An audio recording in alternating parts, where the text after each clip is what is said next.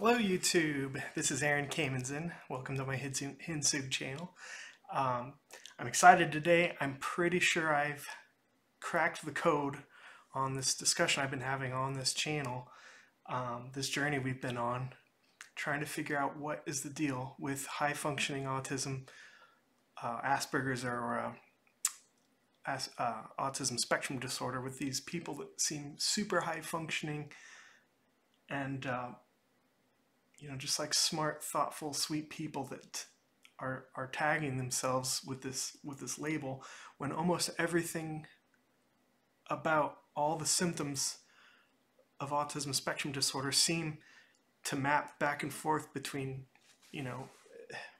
my conception of being an INFP and probably some people's conception of them being, an INTP or an INFJ or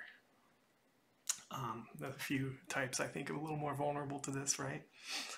To this question. And for a little more context, you might check especially that first video that I'll link in the description. But I think the solution to all this is really just a reflection on trait neuroticism from another psychological trait inventory called the Big Five. This kind of back and forth between trait openness, intellectual curiosity, looking for new ideas, exploring possibilities, and trait neuroticism. And just to hone in on that term for a minute, neuroticism, trait neuroticism is really just negative emotion trait, but it's everybody has negative emotions, right? But people high in neuroticism, in trait neuroticism, in the way that it's consistent over a lifetime, not just, some bad moods. What it is your people that are high in trait neuroticism, they're just more critical. It's not always just purely negative emotion. It maybe starts there. Maybe anytime you're kind of looking outwards with a critical eye, and actually part of the point is inwards also. You're using this negative sensation to look critically out into the world, and internally too. You're turning this critical eye on yourself into the outside world. It's kind of like looking for problems, I think the utility of neuroticism is actually protecting yourself. Is something trying to kill me? Is something missing? What am I forgetting? What am I missing? What's wrong with them? What's wrong with me? What's wrong with anything? And its utility is obvious, because the world is a threatening, it's an animal world full of threats, right? And if you link it up with openness, this kind of critical, this kind of bent toward being critical, link it up with trait openness, where you're looking, constantly flipping the world over and over, looking for possibilities, getting a more nuanced perspective, just looking for brand new perspectives in some case. Like if you have that bent and you link it up with neuroticism, it's kind of like you become so critical, you cut yourself off at the legs constantly. It's like almost nothing can be real. It's like almost pure, unfiltered negativity that's not anchored to anything. Because if you try to break negative emotion, maybe you could argue the best way to do it is anchor yourself into something real. Like this is your benchmark, and how are you doing to that kind of wellness benchmark? However you want to decide it. But if you're open enough, there's not one benchmark. There's not a reference point. You kind of exist in a state of conceptual chaos. And so I feel like the best way to start this is, if you go online, especially there's some influential thinkers out there. I've done a video about one of them on this channel, Jordan Peterson, that complain a lot about postmodernism. And kind of the complaint there is with postmodernism, the idea is if you make any utterance, doesn't matter what it is, any utterance can be kind of falsified and torn apart into in this like conceptual relativism world that you just debase it and it doesn't mean it. Nothing can mean anything in this kind of moral relativism postmodernist chaos state, right? And that sounds like a big mess here. And I have a couple ways that I think we can make this concrete. And one of those ways is with thinking about just a reflection on alcoholism. So like when I think about like, so I'm an INFP and I think about introverted feeling and introverted feeling purely without anything else. It seems like it's just like you're deciding to feel something and it's just pure feeling, and you can, if you're just left to your own devices, you can decide to feel whatever you want and think whatever you want. And in a relative world, there's no reason not to. And especially with the way the world is, most of the time, it kind of feels like there isn't really anything stopping anybody from thinking whatever they want to think and feeling whatever they want to feel. Which you could argue is good. But using alcoholism as our example, if you take a whole bunch of alcohol, predictably, you're feeling whatever the heck you want to feel. It's like unhinged feeling that charges forward and nothing gets in its way, right? Somebody disputes something about your kind of pattern of thoughts or feelings, and they, like nothing can stop it. But, and I think this is maybe the source of like an extra dose of neuroticism that alcoholics go through. I used to be an alcoholic. It's not really, it's a little uncomfortable admitting that, but whatever. I'm 1 year, almost 1 year and 5 months exactly at this second. Getting awfully close to 1 year and five months. Anyway, the thing with alcoholism is neuroticism is valuable because, while you're existing in this way where you're feeling whatever you want to feel, you lose your critical eye in this way that there is a problem that you're ignoring, like in the most pure way. In the extreme of alcoholism, you're essentially taking yourself apart brick by brick and, watching yourself kill yourself in ultra slow motion. And without a bit more neuroticism, which it seems like your body doses you with naturally, to kind of, it's almost like your body's saying, wait, look, you are missing something. There is a problem and you do need to solve it because you're dying, or whatever else it is. And that's like, to me, a very concrete version of this, because if you take away any concrete example, I like to think of the metaphor of like you're just out in a wild, stormy sea. You're adrift and you don't know where you are. You throw your anchor, and it's like if you're super high neuroticism and openness, you just keep hacking off that anchor.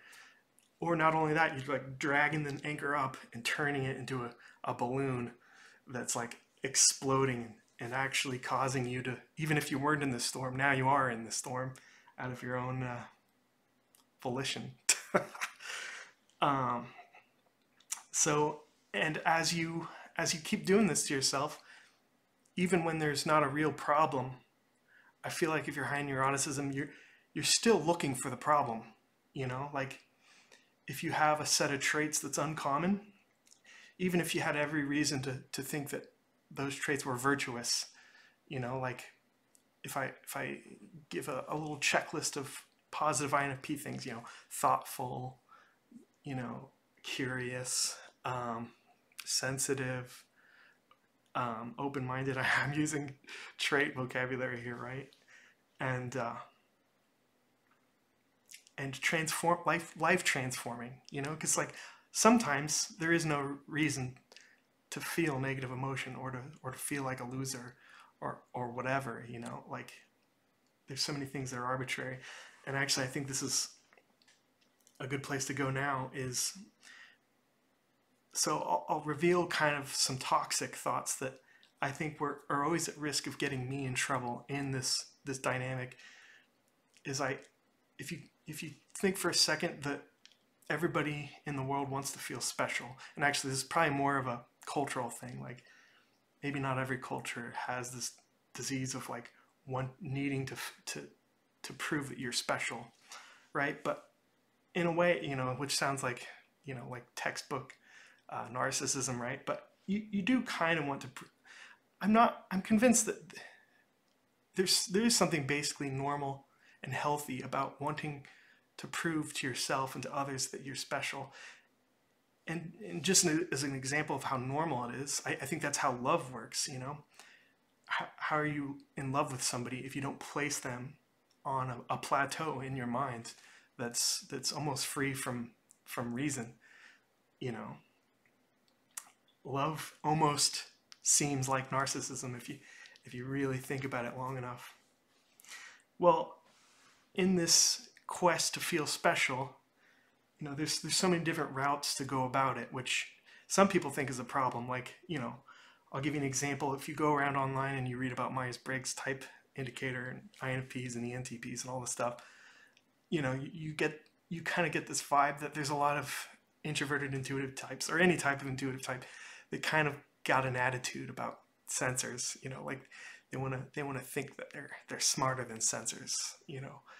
And it's a little bit of a problem because in fact, I've seen from my own experience, you can meet a sensor that's dramatically smarter than me.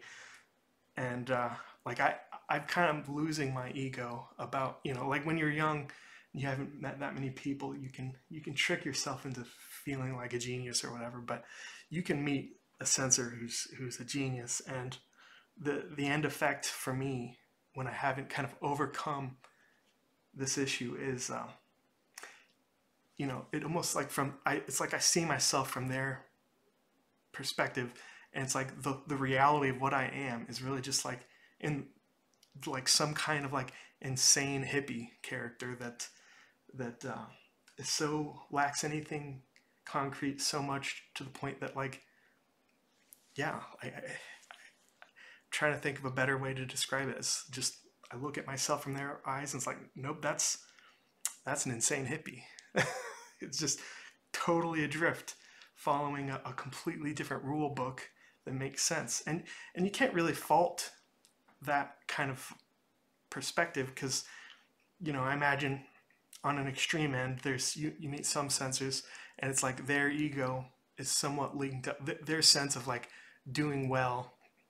You know, if life has to be this awkward competition for feeling special, which is painful, right? Just even the words is, you know, maybe some sensor got wealthy enough, they bought a really big boat, and so automatically they carry themselves with this air of specialness for driving that big expensive boat really fast. And it works on a lot of people, right? That the message is loud and clear and 100% effective for a certain number of people. And of course, you know, being a head case INFP that almost doesn't understand the appeal from the get-go, is just, you know, out here head in the clouds, you know, all the stereotypes, but in a real sense, you know, fighting for their own sense of ego. And it's such a painful way to frame things, but, you know, because like one of the big five trait that I think is most connected to competition is agreeableness. And if you're low on agreeableness, generally people low on agreeableness, like thinking types, you could say, are competitive, right? They're like, they want to beat you, you know, like everything is essentially a competition. You know, it's when you hear people describe love for thinking, you know, and they describe it as though love is a battleground. I think it's really just, you're describing having a loving relationship with somebody who's a thinking type, or really low in agreeableness, in trait agreeableness. Um, so,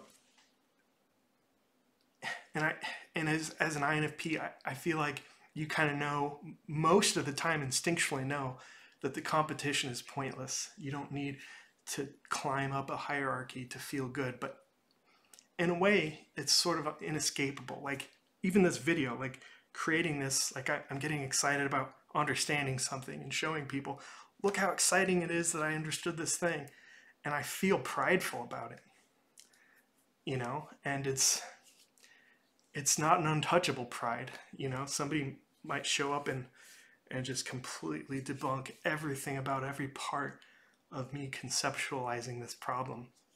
But so anyway, moving on, I have another example of this neuroticism situation. So I'm going to use some coded language here. So are you ready? I recently entered a state of coded language for a substance. I entered a state of mind where,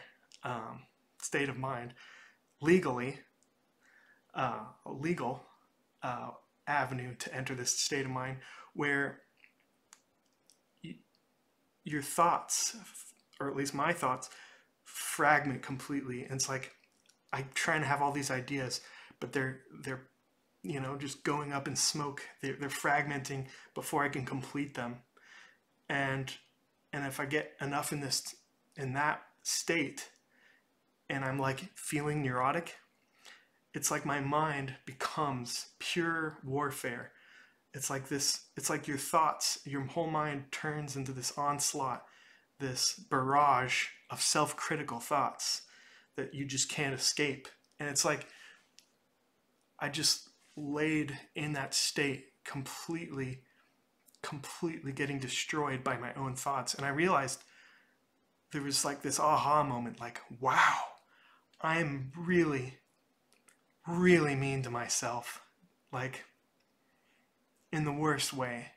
And it was heartbreaking to see it, to realize that neuroticism is just like this horrible attack on yourself, just as often as it isn't. And you just have to, and I guess what I got out of it is like it's leading me into why mindfulness is becoming a popular thing, because it's like you're training yourself to see that this barrage of thoughts is counterproductive, that there's some way to disembody your own perspective, especially when it's unhinged and unproductive and purely pain and just pure neuroticism, and just to let it go. Because if you're in that state, you should just be able to click out of everything and just enjoy, right? Like on the other end of this spectrum is, even if you're high in trait neuroticism, I identify with this state of mind where life is just a big smorgasbord of tastes and ideas that you're just sampling, and you get excited or you get less excited or more excited, or you know, like it's just, life just turns into pure hope and possibility, and there's acuteness to virtually everything, and you know that there's nothing you're missing. It's just you're feeling good, and you're indulging yourself, and you're for no reason at all, just I guess the time of the day, where you are on the calendar, you know, it's not neuroticism time, right? You just feel good for no reason. And of course you feel good for reasons. You know, maybe you got all the tasks you need, all your responsibilities are met. You cleaned your, like I have OCD, right? Sometimes it feels like to click into that mode, I just have to clean something, or, you know, whatever, you know, or make a YouTube video. Makes me feel, I'm going to feel great. After I post this, I'm going to feel fantastic, you know? And, but neuroticism is like this force, this self-critical force that I guess you just have to, I guess I'm learning to control it. And I feel like my quest on tearing myself apart and thinking I'm autistic it's part of this neuroticism quest, like looking for a problem, convinced it's there. And sometimes it's there, but like pretty often it's not. You know, I might have created it. It might be a symptom of just wanting to feel special and then realizing it, how your angle for feeling special is broken, but isn't. Like I don't feel any need to own a giant boat. Like I will die completely at peace with not having a gigantic boat. It's not even distant, foggy daydream in my sense of identity, you know? Anyway, this is probably really long, but I'm feeling pretty good about what we got going on here. Be nice to yourself. Think about your thinking, which, by the way, indulge ourselves with a little type talk. If you follow like the hardcore discussions of Myers-Briggs, you find out that some people think NI, introverted intuition, the dominant function for INFJs and INTJs, INFJs and INTJs, NI is one of their they got like the corner on the market for thinking about thinking. Well, here's an INFP who's thinking about myself thinking, in like this big messy picture, which I guess is, just as good a this, way to look at extroverted intuition, right? INFPs, FINE. Anyway, because I guess it's just funny to me that my end message here is think about your thinking. Sometimes when you're feeling self-critical, it's pure neuroticism without a goal, without anything anchoring it. It's just a nightmare of concepts that there really isn't an answer to. And I think it's the same thing with thinking you have Asperger's or Autism Spectrum Disorder when you're high functioning INFP or INTP or whatever, because like, and it really kind of is that, because like I imagine, for example, I've had the thought that ISTJs introverted sensors seem like they're a more convincing case for Asperger's. And but I imagine an ISTJ watching this video isn't going to question if they have autism or if I do. It's like, that it doesn't really seem relevant to anything, because their whole perspective is purely anchored, right? Introverted sensing, it's like checking the receipts on what did happen in the past. This is what happened. I can see it. And I can see, it's like all the evidence is laid out there in front of them. They don't have to go through this like mess of, chaos mindfulness, Anyway, feeling good.